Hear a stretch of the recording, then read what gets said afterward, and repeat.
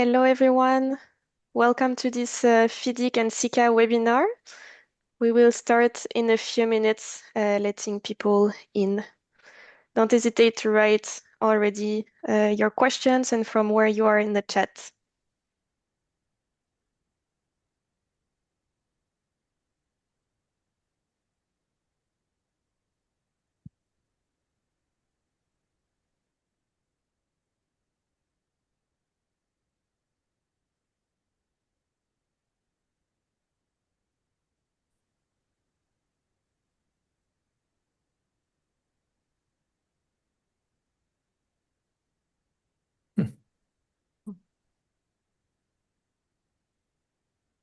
Oh. Hello, Daduna. Hello, all. China, UK, Romania, Austria, Peru, India, Indonesia, very diverse. Brazil.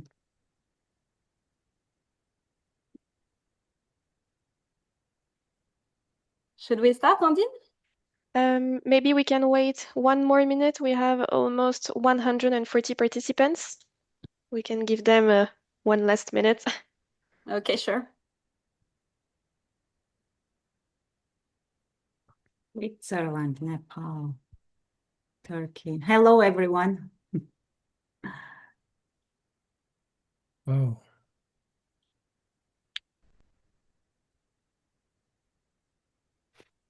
Hello from UK, Nepal, Abu Dhabi. Exciting.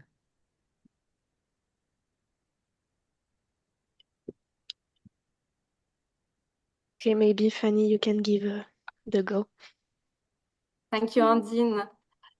Good morning, good afternoon. So wherever you are joining us from today, welcome to the second episode of this FIDIC CICA webinar series. I am Fanny Destuk, the Director General of CICA, which is the association representing contractors at the global level. It is, as always, a pleasure to collaborate with FIDIC and bring together construction professionals from all across the world. Today, we will discuss one of the industry's most challenging and fascinating areas, underground works. We will explore how the FIDIC Emerald Book can help project teams better manage uncertainty, allocate risk fairly, and deliver successful underground infrastructure projects. We are delighted to see that more than 500 participants have registered for today's session. We encourage you to contribute and post your questions in the chat. Our panelists will address as many as possible during the Q&A session. As we have a full program ahead of us today, I will hand over to Daduna, and I wish you all enjoy this time with us today. Thank you. Thank you, Fanny, for your kind introduction. Good morning, good afternoon, and good evening to all participants joining us from all around the world, as we can see from the chat. Welcome to the second joint webinar of the year organized by FIDIC and CICA. We are truly delighted to have you with us today. A special thank you to CICA for collaboration and for making this event possible. We truly appreciate the opportunity to present the FIDIC Emerald Book to a wide audience. My name is Daduna Gochreidze. I'm FIDIC's Chief Legal and Contracts Officer, and I will co-moderate this webinar today together with Fanny. Our topic today is very interesting. We will look at the FIDIC Emerald Book. The underground works, as many of you will know, are fundamentally different from other types of construction, as they are defined by a high level of uncertainty. In the underground projects, ground conditions can never be fully known, making risk allocation far more complex. These projects also involve constraints in access to site. Usually multiple stakeholders are involved as the owners of the land, and there is a need for highly specialized equipment. To address these specificities, FIDIC and ITA, International Tunneling Association, have joined forces to develop the FIDIC Emerald Book, which provides tailored risk-sharing mechanisms and tools designed for underground construction, supporting more balanced predictable, and successful project delivery. The contract introduces specific features to help the parties manage such projects. In addition, the quality of the tender documents and the tender stage itself has a strong influence on the quality of the contract and the success of the project. And at today's webinar, we will present and discuss the Emerald Book, its role in this type of projects, and we will also look at the tendering and how the features of the Emerald Book functions in practice and how to prepare successful projects. We will hear the perspectives of the contractors, the employers, consultants, and the lessons learned from real project examples. I'm extremely delighted that today we have an excellent panel of speakers joining us today. I would like to start introducing them to you, and we will have a panel discussion with a little bit of a presentation at the beginning. So, to introduce the speakers, I'm extremely delighted that on behalf of the ITA, we have Elena Kiriotti joining us today from France. Elena is a co-founder and managing director of INCAS Partners. She's a member of the Executive Council of the International Tunneling Association and has participated to the review of the joint FIDIC ITA Emerald Book. As I mentioned, Elena is a co-founder of INCAS Partners, a consulting company based in Paris, specialized in technical and contractual aspects related to projects, including underground works. She has more than 30 years experience in tunneling, initially as designer and in the last decade in the field of strategic consulting to public clients and contractors. Our next speaker is Hannes Ertil, who is an Austrian tunnel and underground engineering expert with more than 25 years of international experience, specializing in tunneling, contract management, and dispute avoidance. As managing director of Vista Perfecta Consulting and Mediation, he advises global clients and institutions on tunneling projects and FIDIC-based contracts. Importantly, Hannes Ertil is a key contributor to the FIDIC's Emerald Book and also a key contributor to the FIDIC's guide on the Emerald Book that was published subsequent to the FIDIC Emerald Book. Our next speaker is Andrea Constanzi, who is a legal and contract manager with strong international experience in the construction and energy sectors. He's a senior manager at WeBuild, a member of the EIC Working Group on Contract Conditions, and a lecturer at Politecnico di Milano. He has recently been published in the International Construction Law Review. Welcome, Andrea, welcome, Hannes, and welcome, Elena. And I'd like to hand to Fanny to introduce the rest of our speakers. Thank you, Daduna. I am pleased to introduce Luis Otavio Rosa. Luis is a civil engineer with MBA, FIDIC certified consulting engineer and trainer. Luis has more than 45 years of experience in infrastructure projects. He is an educator, expert, and dispute board member in Latin America, and also treasurer of the DRBF Region 4 for Latin America. Among other titles, Luis is partner and one of the founders of Taroba, a consulting company specialized in contracts, claims, and dispute management with activities in developing countries. Thank you, Luis, for being with us today. We also have Scott Chorea. Scott is a new member of FIDIC Contracts Committee. He is a vice president and the director of project delivery strategy with HDR, assisting public and private clients in the planning, procurement, and administration of collaborative delivery infrastructure projects. Scott served on the Design Build Institute of America's National Board of Directors for 8 years and is former chair of its Contract Documents Committee. Scott has worked on projects in the United States, Puerto Rico, Venezuela, Mexico, Panama, and Canada. Thank you, Scott. And our last speaker, but not least, of course, we have Stéphane Giraud with us. Stéphane Giraud is a FIDIC DAB member and construction expert with over 30 years of international experience in civil, hydraulic, and electromechanical works. Stéphane spent 20 years on major construction sites as contractor, site supervisor, and consulting engineer, including assignments as the engineer under FIDIC contracts. His project experience covers hydropower dams, water treatment plants, and large infrastructure works in more than 25 countries across Africa and Asia under MDB and private financing. So as you can see, we have eminent speakers today, and we will start the panel discussion, and I'm pleased to hand over to Daduna for the first discussion. Thank you so much, Elena. Thank you very much, Fanny. As we start the panel discussion, for all participants, as we go through the discussion, please pose your questions if you have any, and we will have a Q&A section at the end of the webinar, and we'll try to answer as many questions as possible.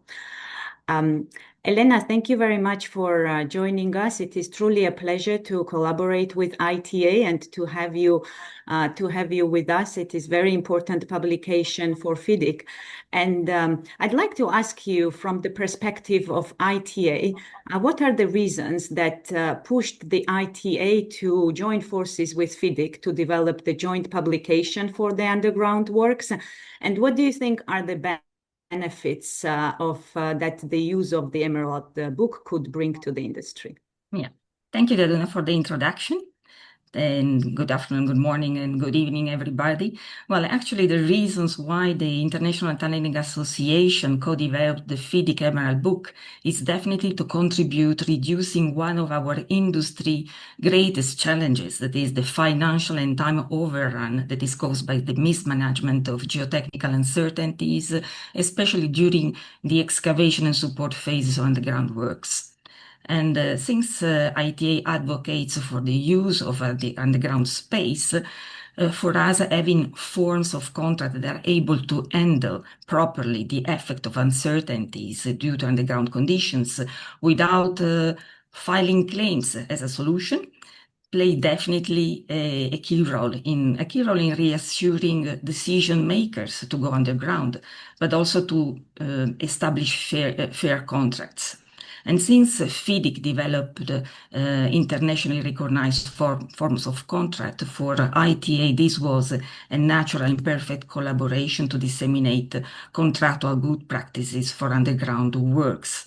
And the benefit is to establish effectively fair contracts that are based on an equitable and balanced approach for risk sharing, especially as regards geotechnical uncertainties, and based on flexible variation procedures that allow to adjust for both cost and time during construction. So these are main reasons. Thank you so much, Elena. It's truly a great effort joining the expertise of the organizations.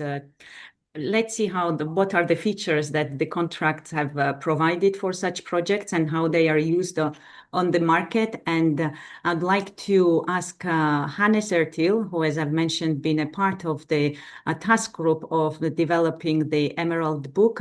Now, Hannes, if you could give us a few minutes presentation, why was the development of an independent contract form for underground works necessary from your point of view?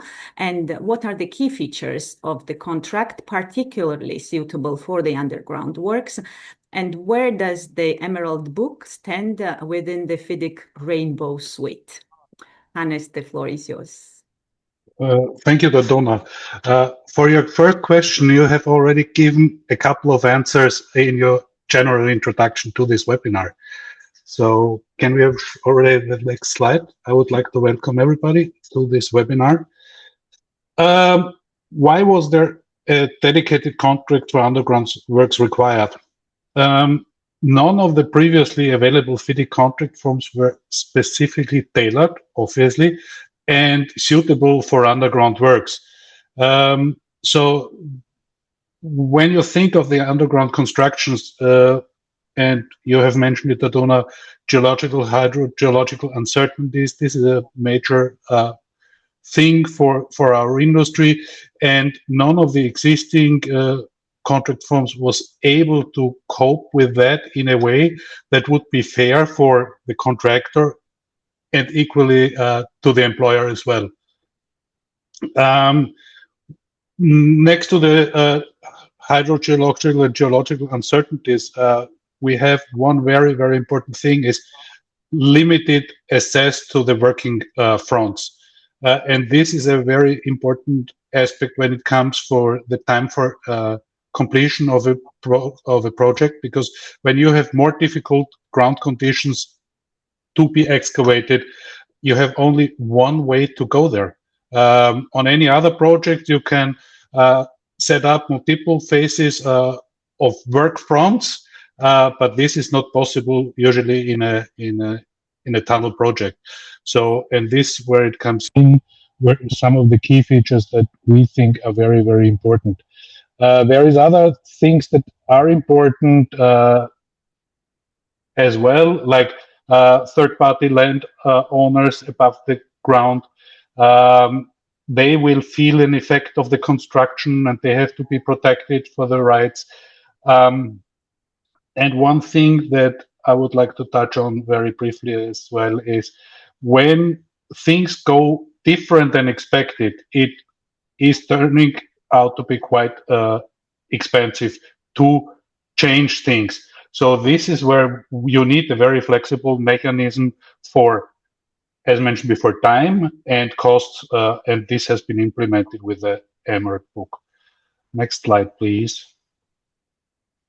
So I would like to answer a third question now, because this goes in line. Here you see the previously existing red, yellow, and silver book, which I hope most of our viewers or people in the webinar understand the basic concept. So the red book, of course, we have the employer design the works and the contractor just to implement. The risk sharing is balanced, but with less exposure to the contractor. Obviously, yellow book, design and build, where the design comes through the detailed design comes through the contractor, and this is more of a structure we experience in our industry to be used around the world. And then the silver book, where it's all contractors' risks, more or less. This is unfortunately used in parts of the world as well, but even in the forward, it says you cannot use this for underground works. Next slide, please. So now I will show you where is the Emerald book sitting. The Emerald book is sitting exactly between red and yellow.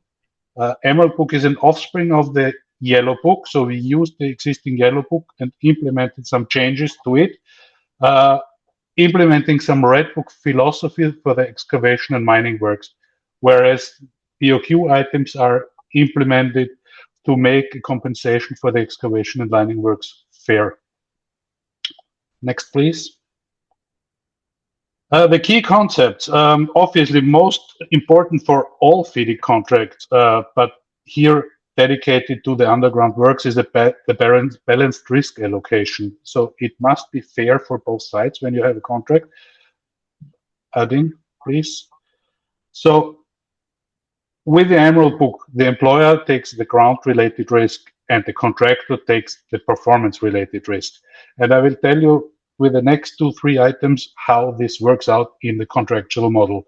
So the geotechnical baseline report is an important feature that is now implemented as a contractual document,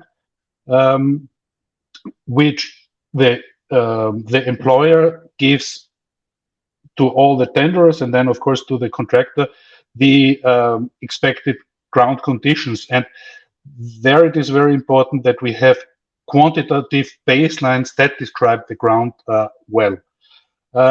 We have taken out the experienced contractor when it comes to ground-related risk. None of the contractors in the world has radarized, as much as I'm aware of, and none of them can know more than the employer in the tender phase. So for this experienced contractor, clause is still existing, but it is taken out for the ground-related risks. The employer is supposed to make a so-called reference design, and from this, next please, the employer will provide for the tenderers POQ items, which is obviously for price, and the so-called schedule of baselines, which is a POQ item for time. So the contractor will bid prices and production rates for the activities that are identified by the employer for the excavation and mining. So excavation and lining will be remeasured, and all the rest should be treated as lump sums compared to with an emerald price. Next, please. As long as the conditions are described as in the GBR with these POQ items and the schedule of baseline prices, the time and money will be adjusted automatically throughout the excavation.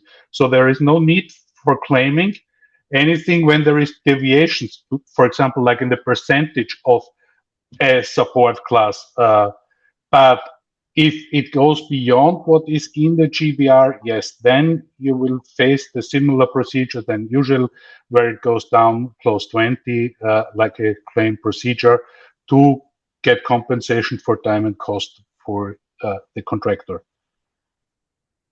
Next, I think that should explain the very basics very fast, which was hard because we were working a couple of years on it and putting it in 6-7 minutes. I hope I could transfer the main ideas of the Emerald book. Thank you. Thank you so much, Hannes. Definitely it is challenging to present the full Emerald book in just a few minutes, but the key features are important to mention. Elena, would you like to add anything in respect of the risk management, as the risk management is used as a mean to manage uncertainty? How much is this approach, in your opinion, compatible with the principles of the Emerald book? Well, Daduna, I think risk management is not only completely compatible with the FIDIC Emerald book, but is especially by the FIDIC Emerald book. In fact, it aligns with the standard requirements for risk management through several aspects that are included in the book. The first of all is the GBR, the Geotechnical Baseline Report, that is the central contractual document that is used to define the anticipated subsurface conditions and the geotechnical risk sharing. Of course, to properly define a GBR, an approach to risk has to be employed since that is, and then also the balanced risk allocation mechanism that is foreseen by the Emerald book definitely stands within the risk management principles that are applied since many years in underground works. So with these mechanisms, risks are assigned to the party that is best equipped to manage, to control, or to bear them, so that, as Hannes was saying, the ground-related risks outside the boundaries of the GBR are allocated to the employer, and the performance-related risks, such as the excavation rates that are contractualized, are allocated to the contractor. And finally, there is still a risk register within the Emerald book that is required to keep all the parties focused on anticipating rather than reacting to the events on site. So I would say that definitely the Emerald book is adopting and is implementing in an optimized way the risk management approach. Thank you for mentioning those key features, very important for risk management indeed. And I hand to Fanny to continue discussion and hear from the contractor's perspective as well. Thank you, Daduna. Indeed, we will have a second round of questions dedicated to a deeper understanding of the contractor and employer's perspectives. So my first questions will be to Andrea. From a contractor's standpoint, what makes underground works fundamentally different from other construction projects? And how does the Emerald Book help make geotechnical risk more measurable and manageable for the contractors? I know it's always a key question to know how we are able to measure. Yeah, thank you. Thank you, Fanny. Welcome, everybody. It's a really important question. And with my answer, I'm going to reconnect to what has been already anticipated in the introduction. So the starting point, in my opinion, is that in underground works, the uncertainty is not an exception. It is the rule for contractors. So from our perspective, in particular, the main risks are not fully visible at under stage where ground conditions are only partially known, and the actual behavior of the ground can affect almost every critical aspect of the work, as Hannes was mentioning. And this is what makes underground work different from many other construction projects. If you think about it, a change in ground condition is not just a technical variation. It may change the way the work is performed, quantity of support required, for example, or sequence of activities, time to complete, and also overall cost structure. And this is the reason why, from contractor perspective, a traditional approach based on a broad lump sum risk allocation may be problematic, I would say. If risk is not properly defined, the contractor is either forced to price excessive contingencies, or it may later face impacts that are difficult to recover, as mentioned before. So the key issue is not whether the contractor should avoid all the geotechnical risks. That would be unrealistic. The real issue is that the contractor should price and accept only the risk that has been clearly described, measured, and correctly allocated. And this is exactly where Emerald Book become really important through its mechanism, the mechanism already described in the introduction. And as you mentioned in your question, the Emerald makes the geotechnical risk more measurable, but also more manageable, moving the discussion from the purely subjective forceability test, a classic contract, toward a more objective contractual comparison between two elements. What contractor assumed and what was encountered. And this is done through, thanks to the integrated set of documents already described in the introduction: GBR, schedule of baseline, bill of quantity, and completion schedule. So to conclude this answer, the real value, which is the real value for the contractor? The real value is that the analysis of ground condition become, with the Emerald, more structured. Instead of asking whether an experienced contractor may have foreseen a condition, the parties can ask, what did the contractual baseline assume? What was actually encountered? And more importantly, what time or cost consequences follows under the contract? Thank you, Andrea. That's very clear. And I would like to understand better what are the main risks that you are encountering that may undermine this baseline-driven approach, and what should contractors do to protect their entitlements?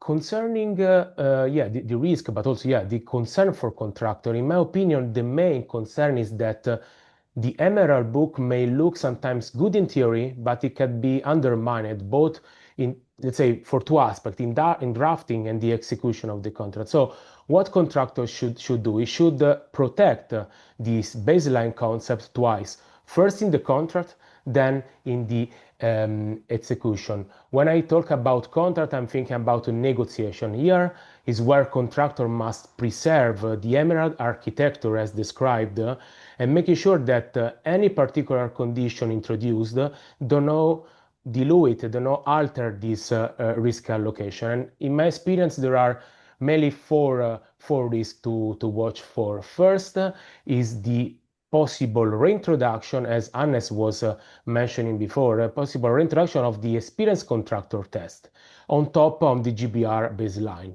If the contractor in fact has to prove both that the condition was outside the GBR, but also that an experienced contractor could and not foreseen it, then we have a double threshold, which could be really problematic.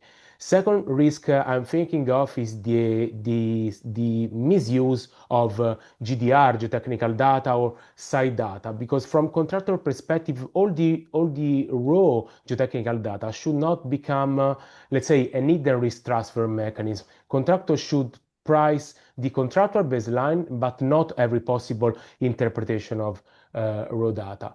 Third risk I have in mind is document priority, of course. All the elements described, GBR, schedule baseline, bill of quantity, and completion schedule must be all aligned in the hierarchy of the contract. The hierarchy mechanism cannot allow other documents to override the baseline mechanism. In this case, the entitlement for contractor will become really uncertain. And fourth risk is a possible lump sum drafting, lump sum approach for the ground-related work, ground-related risk.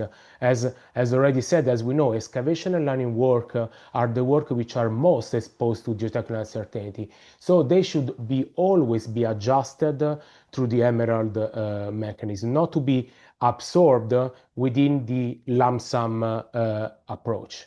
So once the contract is negotiated and signed, the focus for contractor shift on the execution, as I was mentioning. Here, contractor must protect the baseline through the records, because unfortunately, a good contract is not enough. You need, in any case, to prove the difference between baseline condition and encounter condition. And that, of course, requires timely notice, daily record, good measurement mechanism for quantities and ground classes, but also to demonstrate the changes method and program impact. This is strictly connected with the real-time dispute avoidance, which is also important to protect contractor position. And in this sense, the DAAB mechanism can help preserve the practical value of the Emerald model. So finally, to conclude my question, the contractor approach in connection to the Emerald book could be summarized in 4 principles: to price the baseline, protect the architecture, prove any deviation, and resolve the geotechnical topics, geotechnical issue in real time. I think that by doing this, the contractor ensures that the risk is properly managed, but also that there is a solid contractual foundation from start to finish. Thank you, Andrea, for sharing your observations and practical recommendations that you have very well summarized with your 4 points. I'm sure we will have more questions to you later on during the webinar. But now we'll turn to Stefan to understand the employer's point of view, because some employers prefer to tender under the traditional approach with a red book, design risks for the employer, using geotechnical studies prepared by the engineer. What is the contractual risk of that approach compared with an Emerald book strategy? Thank you, Stefan. Thank you, Fanny, and hello, everybody. So for me, the red book traditional approach is easy to understand because the employer keeps the design responsibility and the engineer should have or prepare the studies and the contractor executes. Many public employers are comfortable with this approach, this organization, because they know the mechanism. But for underground works, and especially I work on dam, on hydropower project, the main problem is not only the design responsibility. The real problem is the ground reaction, the water, the water table, the access, and excavation methods, and ultimately the production rates to reach the parameter of the contract. So if the geotechnical studies are only given as information, but with no link with the contract or with the price, then each party can interpret the same report or the same geotechnical report in a different way. So the contractor prices one assumptions, either during his bid or during his claim, and the employer has another assumption, and the dispute starts when the real ground is different from what had been originally foreseen. So this is why this Emerald book is quite useful, because it says clearly, this is a baseline. This is what we think this should happen regarding underground works. Inside the baseline, which is a sort of threshold, the contractor has to manage his production and paid regularly on a bill of quantity with unit price, not new prices from any claim whatsoever. So 2 years ago, I was in a dam safety panel during the implementation of a project, a dam project, and I had a discussion with an Emerald book to present it to an Indian client. And India is very keen to use a traditional approach with the Red Book. And they found the Emerald book idea very good, honestly. But ultimately, due to some constraints, they were somehow afraid to move on this new model. And they preferred to stay with the Red Book approach with the design risk on the employer side. While I understand this position, I feel it is a pity because the Emerald book does not make geotechnical and geological risks disappear, of course, but it gives the practical tool, contractual tool to, as Andrea said, describe it, price it, measure it, and avoid endless argumentation during disputes. Okay, thank you, Stéphane. So, but when an employer is developing a project, but has not yet secured or received the construction loan from a multilateral development bank, for instance, why should the Emerald Book and the GBR already be part of the contractual strategy and of the tender documentation? Well, in my opinion, the contractual strategy must have this GBR approach. You have to know the ground before going in a huge project with underground works. It has to be clearly detailed before the financing is fully closed, but that costs money. And well, it shall be under the project preparation. For a dam project, for instance, the lender will look at all the technical risks very carefully: delay, cost overrun, geology, hydrology, and interfaces between civil works and electromechanical works. But if the employer waits too long before deciding on the contract model, then the tender may already be prepared in the wrong direction, meaning that if the risk is not contained and detailed in the GBR, so the time to prepare the GBR is pretty much before the contract signature, of course. And the GBR must be in the tender documents in a neutral way because the tenderers must price the same similar ground assumptions. Otherwise, one contractor would be very optimistic or commercially oriented.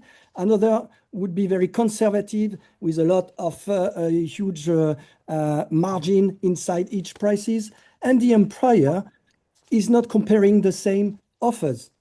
For me, the GBR is not only a geotechnical document, it is a commercial contractual document and a tender document.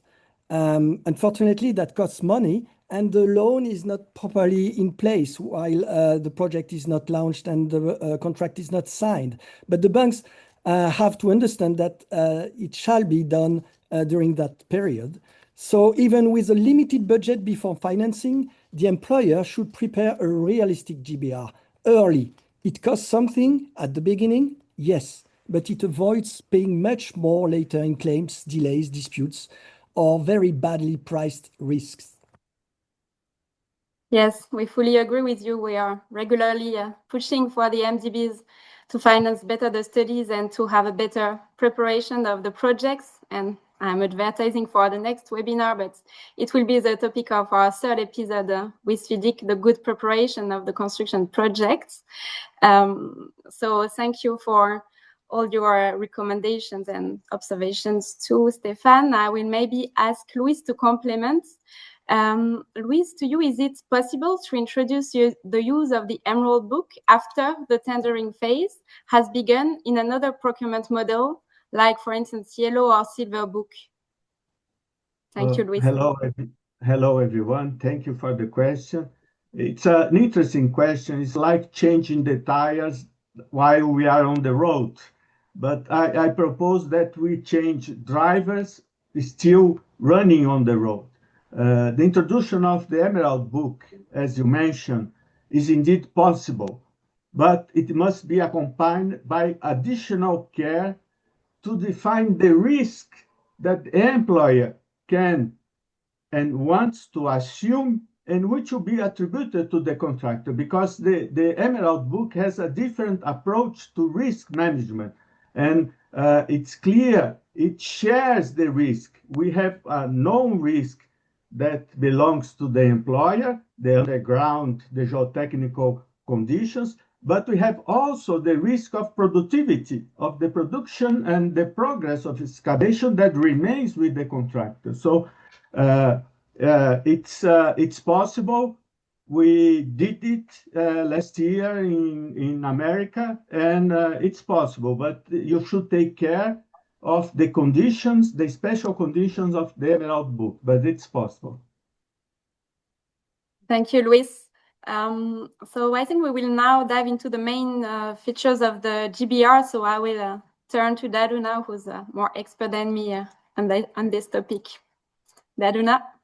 Thank you, Fanny, and everyone for interesting insights. And I'd like to continue with Luis. Indeed, GBR is one of the key tools or features introduced in the Emerald Book. I also see that we have some questions from the audience related to GBR.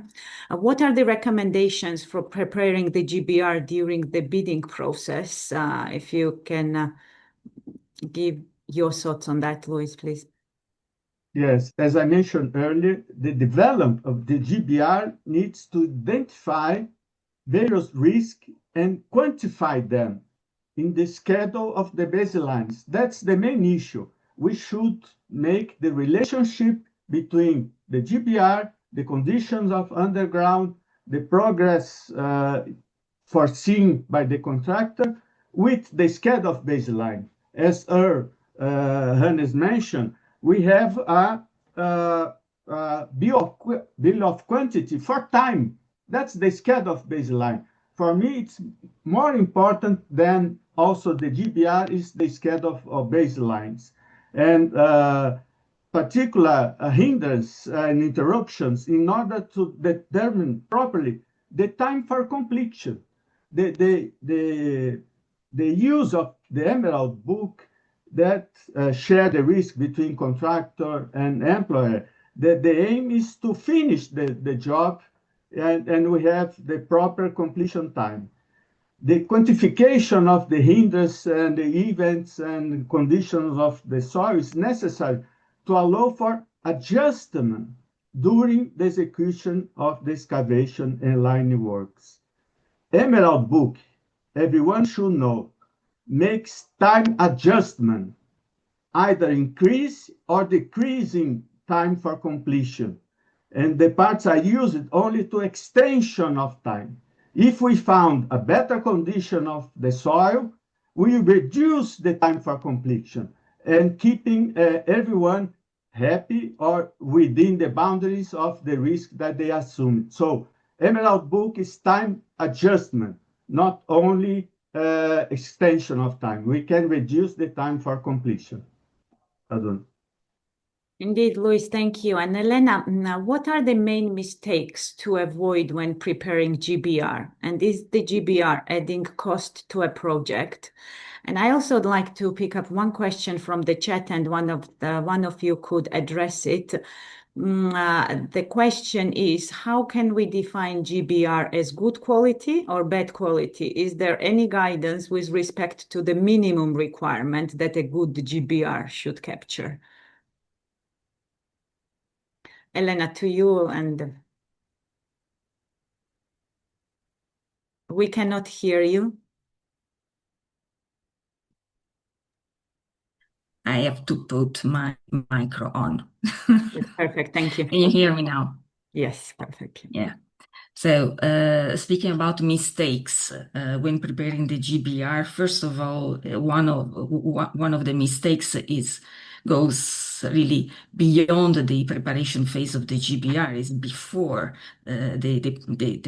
starting the preparation of the GBR, and it's related to insufficient investigation or poor reference design. So having a perfect or almost perfect a contractual tool as the Emerald Book and hoping it can solve all the issues of a project without investing in proper site investigation, in proper ground investigation, in understanding the behavior of the ground, in properly developing a reference design that defines the solutions, define the possible methods, and understand what are the uncertainties. Well, without this step, the Emerald Book itself, it will not be sufficient. So it's really an invitation to employers not to interpret the Emerald Book now having a design and build FIDIC framework that deals with underground works like a shortcut to just try to push everything on the contractor side. So no, still a good form of contract applies and obtains these results for a project if the investigation and the reference design are done properly. Then the second point is definitely in preparing the GBR, we should avoid everything is ambiguous statement, conflicting terms. The baselines have to be measurable, quantifiable. So we have to avoid the general definitions like I don't know, high permeability or rock hardness are higher than expected. This is difficult to manage, does mean nothing, and we see a lot of it in project in which there is a risk register without an Emerald Book, and the risk register is compiled by we don't know whom. But definitely we know by experience a lot of definitions that are sometimes not really quantifiable and applicable. So the effort of the GBR is to be measurable and quantifiable.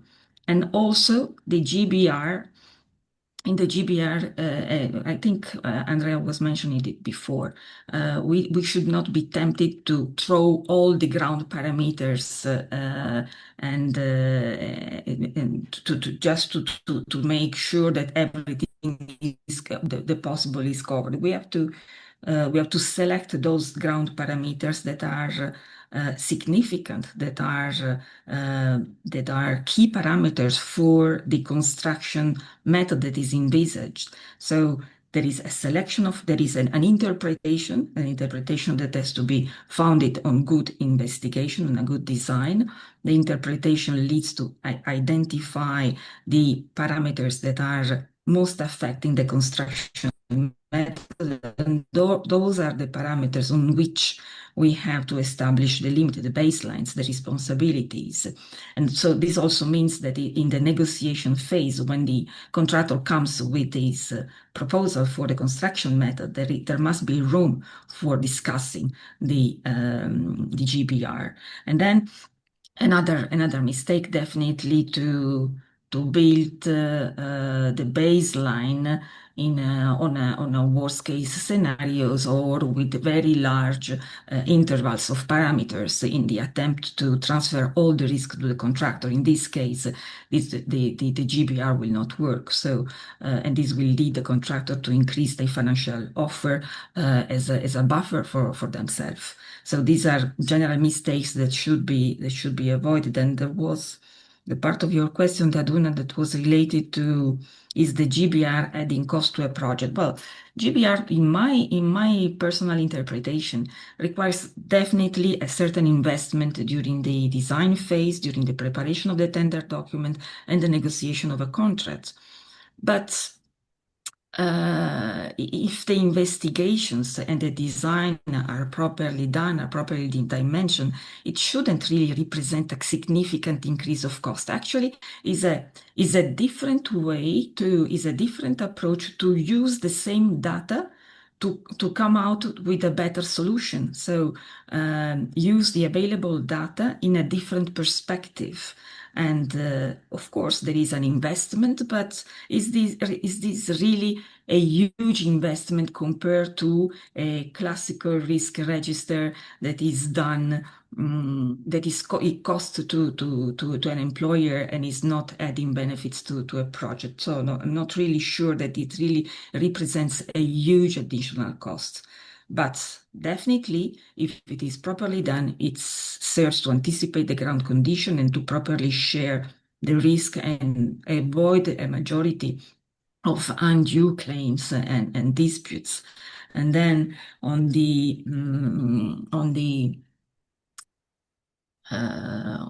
approach to define the GBR, the North America they have been well advanced in the use of the GBR. So there are definitely from the states recommendation on the preparation of the GBR. In the Emerald Book, there are some indications also. So there is definitely references to define what is how the GBR has to be approached. Then what is the minimum to be included? It depends again on the project. So don't do the mistake of cut and paste from a project to the other. This is not the spirit of the GBR. Very Radu, very helpful. If I can just add, the GBR is a commercial document. It takes the GGR that we'll talk later, combined with the means and methods, and discuss the possibilities and the risk. GBR is a commercial document. Thank you. Thank you. Stefan, could you add briefly your perspective? What is a reasonable minimum, or could be a reasonable minimum approach to preparing a useful GBR with a limited pre-financial budget, if that is the reality that the parties or the project is facing? Yes. You hear me? I don't know if I click. We can hear you. Yeah, thank you. For me, a useful GBR does not need to be perfect. In underground works, nobody knows everything before excavation, but the GBR must be clear, realistic, and usable by the tenderers first.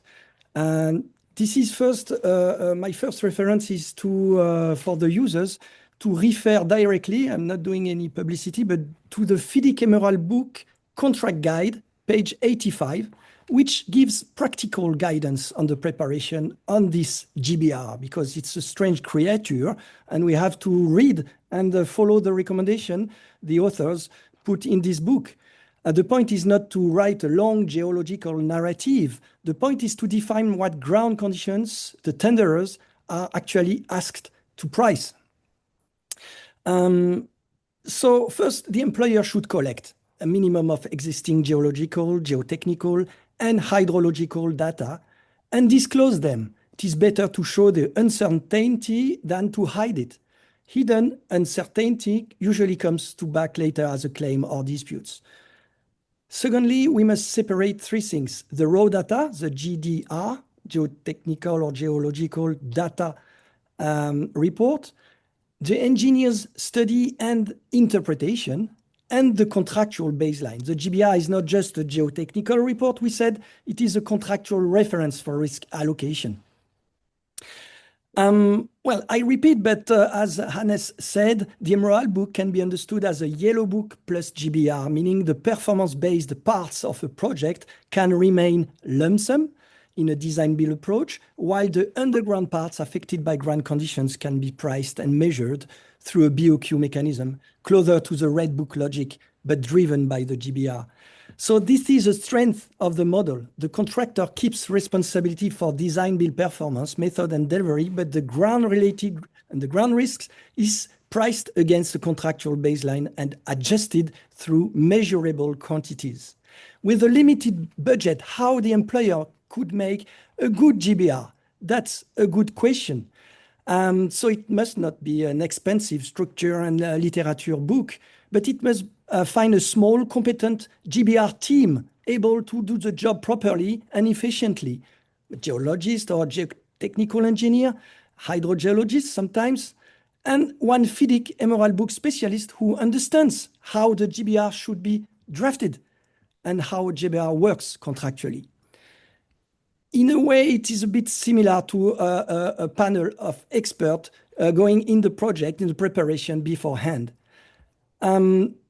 Well, the GBR at the end ultimately should include practical and measurable assumptions, ground classes, groundwater, excavation methods, support lining, advance rates, and impact on productions. The purpose is to connect geology with time and cost. And for hydropower and dam industry, I would also include hydrogeological assumption as well as some design criteria. Well, it has to be also mixed with employers' requirements, which is another important piece.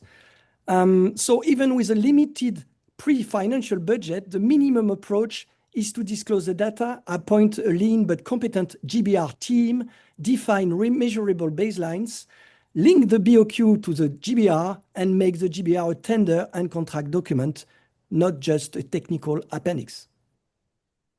Maybe, Stéphane, sorry to interrupt, but maybe we can take the question from Jawad, because just to clarify, regarding document hierarchy in the Emerald Book, in the event of a contradiction between the geotechnical baseline report and the particular conditions, which document takes precedence? Is a GBR positioned above the particular conditions in the order of precedence?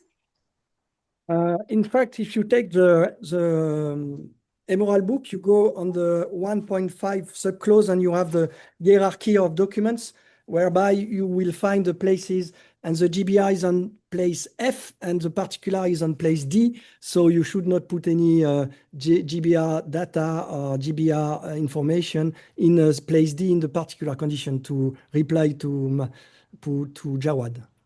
Thank you for the clarification. Thank you, Stéphane. Scott, let's look at the contract risk register and contract risk management plan. And what is your view? How valuable is the contract risk management register and the contract risk management plan to the procurement and administration of a project?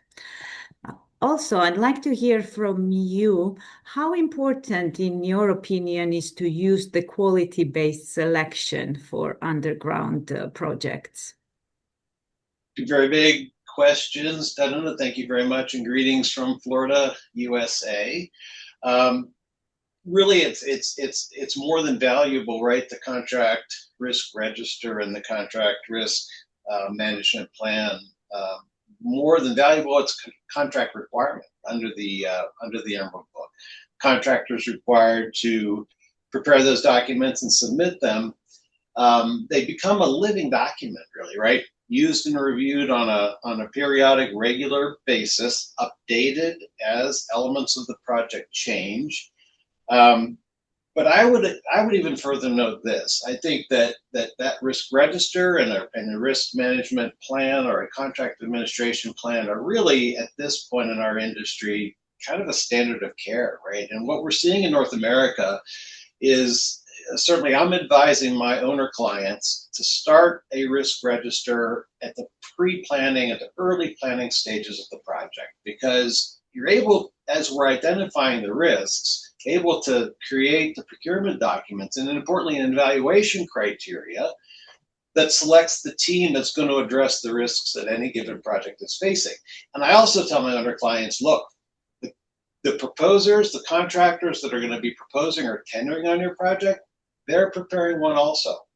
And at some point, post-award of the project, a risk register becomes, as in the Emerald Book, becomes a regular part of the project meetings, be that on a weekly, bi-weekly, monthly, whatever that cadence is. The risk register is on the agenda, and we're going to go through it and we're going to update it. When I'm thinking of risk register as well, very quickly, consider a spreadsheet. On a vertical axis, we're going to list all of the risks that we can think of, and that risk is those risks are going to grow. Some are going to drop off, and some are going to be added. Could organize them in terms of like site acquisition, right of way, permitting related issues. Are there going to be risks in procurement? Certainly during execution of the project, during closeout and commissioning of the project. So those are the primary headings. But if we consider on a vertical axis, we'll list all of the risks that the project would have. Across the horizontal axis, Number one, what's the probability for each of the risks? What's the probability of it occurring? If it does occur, what will the impact be in terms of costs and in terms of schedule? Who is the party assigned to that risk, or is it shared? What's the current status of that risk, and what are the next steps? Now, that's a very basic outline of what a risk register would be, but that tool, as I said, I think it really is becoming at this point a standard of care in our industry. To the last point on quality-based selection, I'll utilize, or I hear most in North America, qualifications-based selection. The selection of a team, of a contractor or contractor team, based in its purest sense, purely on qualifications. No price consideration. Price negotiated after selection of that team. Let's look at it at the far extreme. Of course, we know we have low bid procurements where price is going to be the determining factor. Qualifications, experience may not be the best, because if we're driven by a cost selection, that the low number is going to win. Somewhere in the middle of those two extremes, I will submit, is the best value selection, which would have an evaluation criteria that would look at qualifications, look at experience and a plan, but also have a cost element. Up to the owner, based on either the legal or procurement regulations that it's dealing under, that how to weight those evaluation criteria in the best value situation. But for the works that we're talking about underground, the complexity of the issues that we've heard about today already during our seminar, I would submit that a quality-based or qualification-based selection is so important, because we need to have teams that are qualified and experienced to do this work. But we will continue with you, as we do want to hear some of your experiences, I know, in North America, and I invite Fanny to dive into the next topic. Thank you, Daduna. We will now question the positioning and adoption of the Emerald Book. So we will continue with you, Scott. Are you seeing the Emerald Book being used on projects that include significant work beyond underground works? Absolutely. And I would say that where we're seeing it are projects that, in addition to an underground element, have other significant portions of scope that involve important geotechnical information. For instance, currently, right now, the Panama Canal Authority is looking at a project called the Rio Indio project. It's essentially the creation of an additional reservoir to feed the canal with supplementary water on an as-needed basis. So it will involve the construction of a reservoir, and there will be 3 dams, a main RCC dam and 3 saddle dams. Now, the interface of those dams, or the construction of those dams, though not underground, involves a significant amount of, as you can imagine, geotechnical expertise. And so therefore, the ability to generate either separate GBRs or a GBR that addresses both types of work, the dam work as well as the underground, is a perfect example, I think, of that. That project is currently in the early industry outreach and procurement phase. We expect before the end of the year to have a virtual reach out to industry for industry engagement. And then shortly thereafter, an in-country event for industry. I'll put it in the chat. More information on that project and a link to that project's website can be found at pancanal.com, Panama Canal Authority's official website. But I'll put that in the chat. Thank you. You can all have a look at the chat. And maybe, Anes, you can complement, going in the same direction. Could you share your experience? Could the Emerald Book also be used as an asset for other types of projects than underground works? Yes, thank you. I think Scott has said most of it. It is perfectly suited for any works that contain geotechnical unforeseen conditions, because a hydropower project with dams, slope support for roads, and even a high-rise building where you have difficulty defining the real conditions in the underground could as well be done by an Emerald Book. We have to keep in mind it is a yellow book with an add-on to make it applicable for underground or for geotechnical uncertainties. So yes, there is a lot of possible applications for the Emerald Book. Thank you, Enes. And how about Luis for PPP projects? The Emerald Yes. Book in PPP projects. Yes, of course. The FIDIC arrangement of contracts allow the use of special clause in the particular conditions that allow the Emerald Book to be adapted to specific responsibilities of the granting authority and a private concessionaire for complex structure. So in a public-private partnership, yes, we can add some special clauses, for example, consequence of exceptional events that will have special provisions that will assume it by the granting authority. So the Emerald Book, as any form of contract from FIDIC, allows to adapt, to adjust with the particular condition. We are having now PPP using Emerald Book in an underground works, in an underground construction. So it's really possible. It's being done. Thank you, Luis. We are working a lot on PPPs, so it's good to know. And we can dive into the topic maybe deeper later. And Scott, looking at what's happening in North America, what's the main difference between industry standard contract form that you typically see being used in North America and the Emerald Book? I have to say, without question, two things: the GBR and the definition of unforeseeable, right? I mean, I think that, and consistent with FIDIC's devising contracts that seek to balance risk between contractor and employer. Those two elements of the Emerald Book, particularly the risky, as we've talked about today, the risky work involving underground work and expensive and equipment intensive. I think those two elements. Many contract forms in the U.S. might contain a different site conditions clause, may have geotechnical information. Sometimes owners or employers will try to qualify that information as for information purposes only. Many of those contracts do not have the clear definition and the boundary of what that GBR is, and with respect to the definition of unforeseeable, right? That if it is in the GBR, it is foreseeable. If it's a condition that's not in the GBR, it is unforeseeable. It's pretty clear to me, and I think a lot of the contracts that I see in North America do not contain that.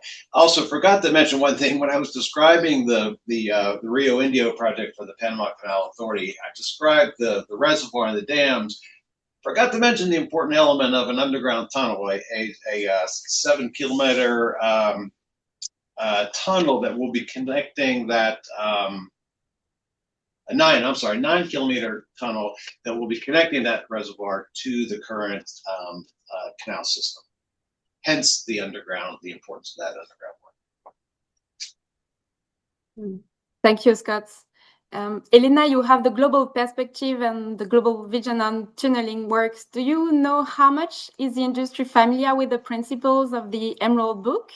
Are there any geographical differences, and is training needed in particular in some geographies? Well, speaking about the geography, first of all, I think the Emerald Book is really bridging a gap in the FIDIC-dominated regions, such as all the projects that are financed by the multilateral development banks that normally require to base their contract on a globally standardized and neutral allocation of risks. In fact, for example, the World Bank has adopted the Emerald Book as a part of its standard contractual framework for all the subsurface construction and tunneling projects that they are financing. In terms of familiarity with the Emerald Book concepts, well, there are regions of the world that are historically more familiar with concept as the geotechnical baseline report as in North America. The concepts of risk management, I think that nowadays they are all spread all around the world and are being applied in different forms and ways. In Europe, for example, the familiarity with the principle of the Emerald Book is growing steadily through also the contractor and engineers that are working on international projects where this type of contract is starting to be applied.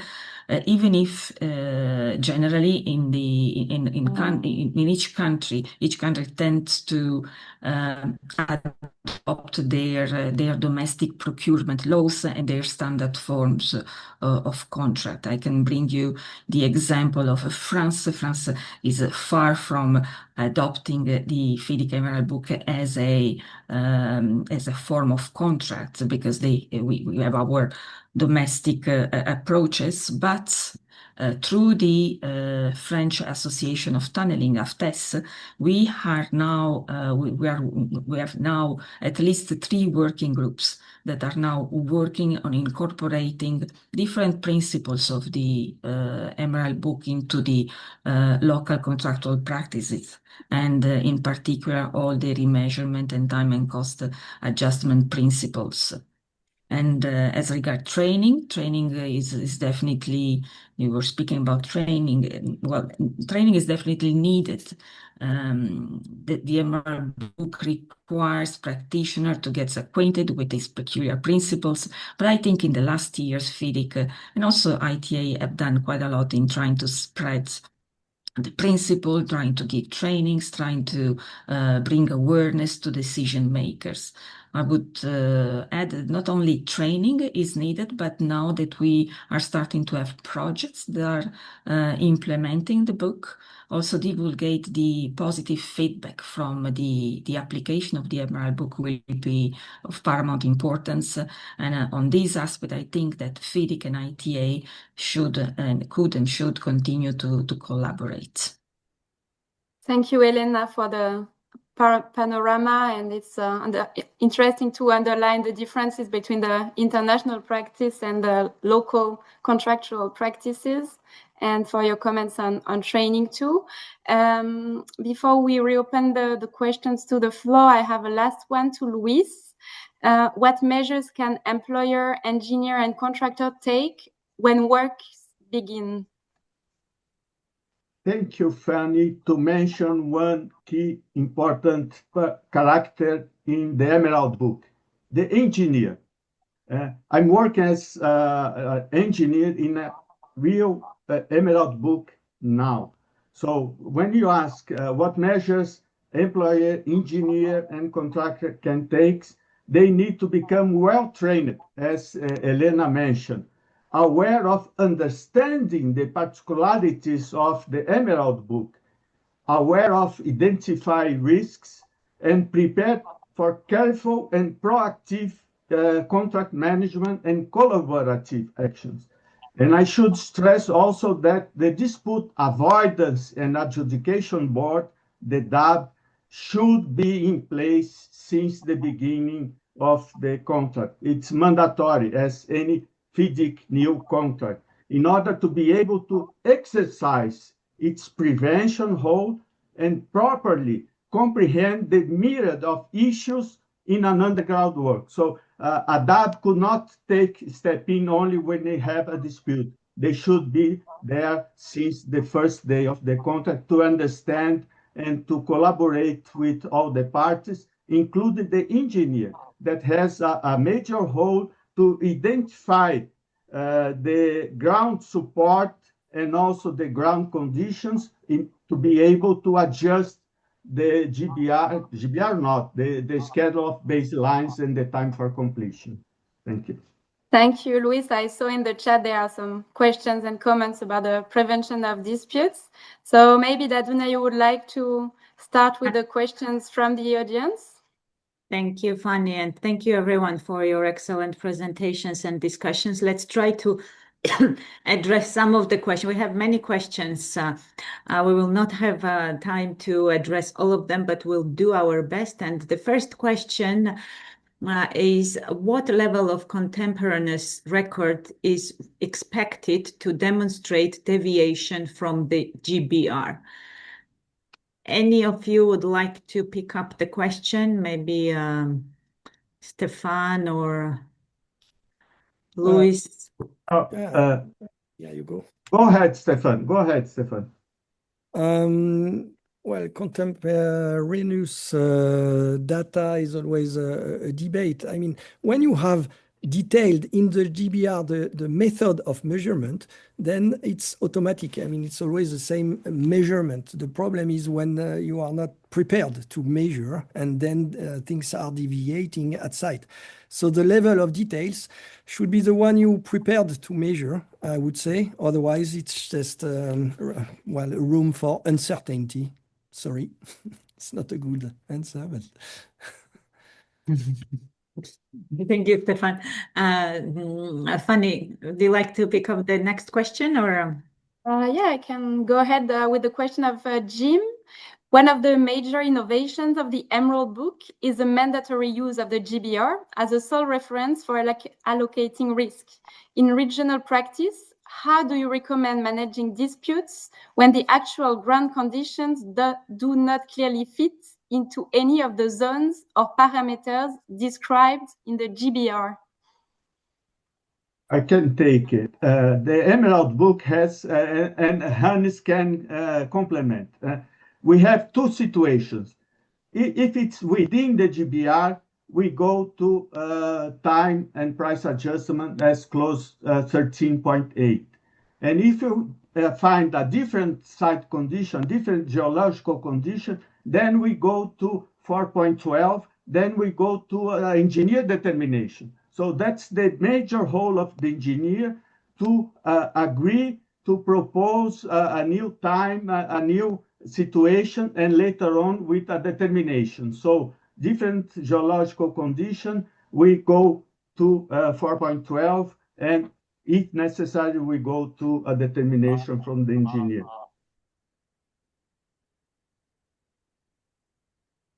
I'll try to pick up the next question. Where reduced advance rates result from both ground conditions exceeding the GBR baseline and contractor inefficiency, does the Emerald Book envisage apportionment of the resulting time and cost consequences, or is entitlement determined by identifying the dominant cause?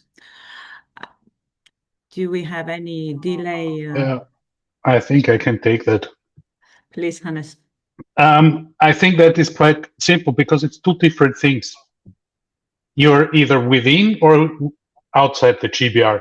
When you're inside the GBR and the contractor is slower than expected, then it's the contractor's problem, and he will not get an extension of time, which we will understand when it comes to liquidated damages and to the time-related costs that he will not get paid for taking longer to complete the job. On the other side, if there is a situation outside the GBR, then of course, then it is a way to claim for the contractor. So you cannot have both in the same time, because for a situation that is not in the GBR, the contractor has not offered production rates. So Thanks, Hannes, for your answer. Fanny, Yeah. you have any questions ready? I have a question from Alvaro. Before the signing of the contract, is it possible to review and change the GBR parameters? Until when can you change the GBR parameters? Anyone? I can take that one because we have thought about this very long during the preparation of the Emerald Book. That, first of all, depends on the legal environment that you are in. In Europe, no, you cannot change. This is standard and it is binding to everybody, to all contractors. Of course, in other legal situations where you can have negotiations about the contract and the documents of the contract, if the contractor and the employer agree that they will change the parameters, yes, of course, then that is possible if both sides agree on. So it depends where you are practically in the world. So yes and no. I just would like to add that if there is an error in the GBR after signing the contract, the contractor has time to appoint this error as clause 1.9, and then this error will be corrected by the engineer after the signing of the contract. Thank you. Stéphane, you wanted to add something earlier? No, same thing. Okay. Nothing You're to in add. line. And what about the GDR, Geological Data Report? Anyone can draw this? Yes, Yes. Stéphane. I would like to mention subclause 4.10, which is GD. related to site data. And site data may contain the GDR, which is a sort of sample of test analysis report on the raw data. So GDR is just the ground as it is, with no interpretation. And you have to understand that this GDR is just common, well, technical language. It's nothing like contract or price or time or anything. This is a topic of the GBR to enhance the data of the GDR up to the level where you can manage the risk of all the data contained in the GDR. So GDR is part of the site data, while GBR is a new creature of the Emerald Book to manage the risk from the GDR.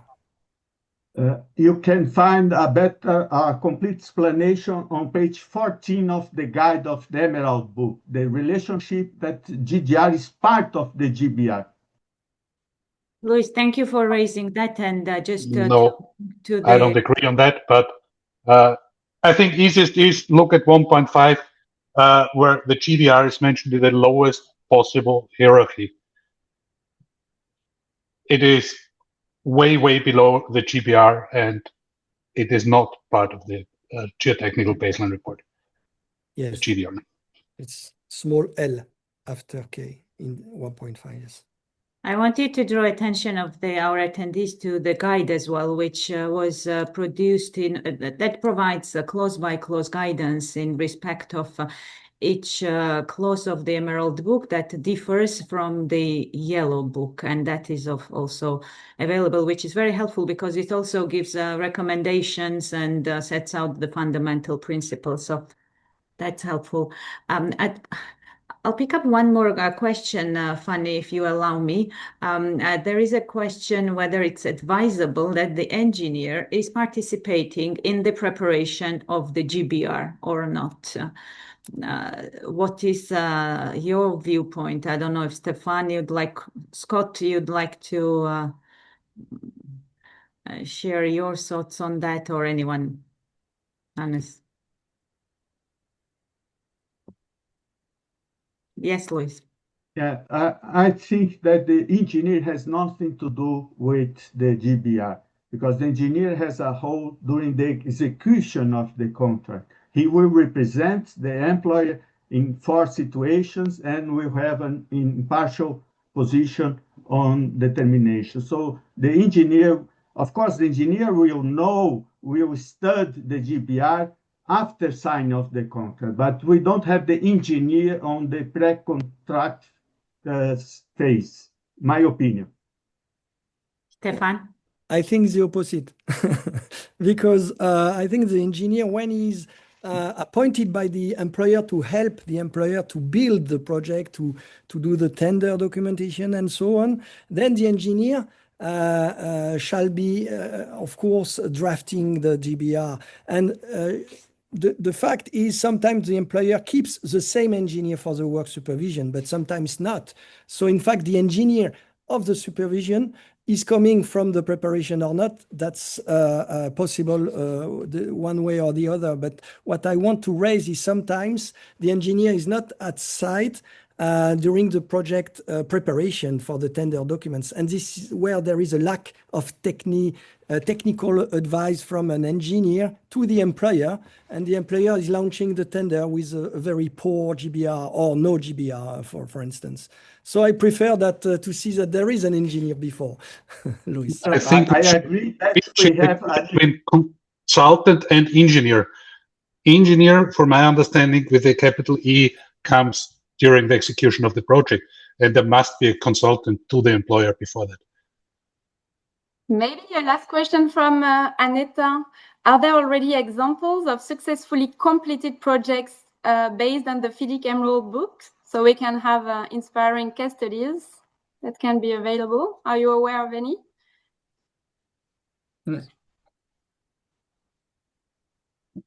We are aware that we have ongoing project. The Emerald book, it's a very new book, 2019, with revision 23. So we have some projects ongoing, but as my knowledge, not of them finished yet. What we can add maybe is that actually the Emerald book is transferring to an international level some of the concepts that were already included in the Swiss approach in the CICA. So actually there are examples that were satisfactory from that point of view of the remeasurement of time cost and the fairness of the contract in some national approaches that then have been used as an inspiration also for part of the innovative approaches that are included in the Emerald book. So in that sense, there is a background of success. Thank you, Elena. Exactly, Elena. This is coming from Swiss, Austrian, German backgrounds, the principles. I'm aware of one project that might be completed now, which is a tunnel project of a highway in Czech Republic, which was done under the Emerald Book principles. So, but I'm not sure if it is completed as of now. Maybe we have to have a new webinar in the next years. I think maybe, yeah. Do you want to have a final words from each speaker, maybe? One small takeaway in less than a half minute. Your one takeaway, one key recommendation from all of you, and maybe we start from with the sequence. We started from Elena, very briefly. Well, very briefly, I think that both ITA and FIDIC do not want the GBR to become a battleground. So let's invest in good investigations. Let's push the design to the required level of detail before launching any construction, and take the time to transform the rough data into a GBR that is properly constructed for the specific project. Very helpful, Elena. Thank you. Hannes? I would like to continue where Elena ended. GBR is extremely important, but as well the schedule of baselines and the POQ items. If they are well done, then the risk of required claims in the environment that we have been describing in the GBR is limited, and it will be very beneficial for the project. Thank you, Hannes. Stefan, your perspective. Well, from my perspective, I think the Emerald book is the best book FIDIC has produced for geotechnical risk. And I think that people should read. It takes time. Read the Emerald book, and especially read the contract guide also. And that's it. Thank you, Stefan. Andrea, do you agree? Yeah, I agree, but I want also to say that based on my experience, the FIDIC Emerald book and GBR approach is reflecting the trend which is now important, which is collaboration among the parties. So avoid conflicting and agreeing on GBR and mechanisms, which is not which is not a claim, but it's a joint, let's say, analysis from parties to understand where the risk is and how it can be well balanced. This is the right direction, which is good, and Emerald is going in the direction, so it's good. Thank you so much. And very briefly, Luis. Yes, be collaborative and be prepared and understand and take the time needed to prepare a proper GBR and schedule of baselines before starting the work. That's my message. Thank you so much, Luis. I'll just mention a few words, just say a few words to bring this webinar to a closure. I hand it to you, Fanny, for your final words as well. Thank you, everyone. Thank you, all the speakers, for your time, for your expertise, and for sharing your experiences. It's been very interesting to hear. Thank you, all the participants who have joined us. I hope that we will see you soon. Maybe online at our next FIDIC and CICA joint webinar, maybe in person in one of our conferences in Delhi in September or in London in December. And your feedback is extremely important. So please reach out, please give us your feedback. And don't forget to share with us any real project examples where you use the Emerald book. Thank you, everyone, and a big thank you to CICA, Fanny, you and Andine and Yeva and everyone behind for the collaboration. Thank you, Fanny. Over to you.